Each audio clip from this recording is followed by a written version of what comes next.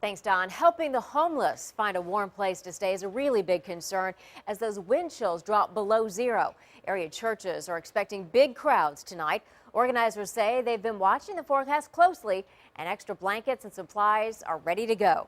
10 on your sides, and McNamara spoke to some folks who will benefit from those donations. And Stephanie, tonight is do or die for those who live on the street. So if you don't have a warm place to stay, officials urge you to get in contact with shelters in your area as soon as possible. Usually there are different rules for each one, but tonight most say they won't turn anyone away. If I wasn't here, I'd probably go sleep under a bridge. Chuck Wolf is happy to have a warm place to stay tonight. The churches treat us good, they feed us good, and we're out of the cold and the rain or the snow. And it's just wonderful to know there's people like that that care so much about other people that's homeless. Wolf has spent many nights sleeping outside in the cold, but when it gets unbearable, he finds comfort in knowing he can come to the Lighthouse Center in Virginia Beach for help. We really don't know how many will come. I know we had 71 on Friday night. We had expected more that particular night.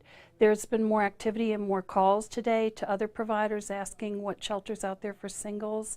And so, we're thinking we may have more than that tonight. Deborah Maloney with Volunteers of America says the Lighthouse Center is expecting numbers closer to 100 tonight. We think we're as prepared as we will be. We've got blankets ready for the overflow as well. At 7 p.m., the homeless will check in. The buses arrive at 8:30 to take them to the church for the night. In Norfolk, the emergency shelter team, commonly called NEST, announces the locations ahead of time.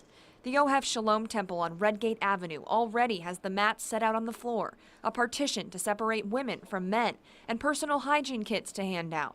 Small gestures like this go a long way. I'm very grateful to have a place to stay and everything and out of the weather so I don't freeze. Officials saying that's a real possibility tonight. These shelters are still accepting donations. Blankets and hygiene products are the biggest need. You can find contact information on wavy.com. Just click on this story.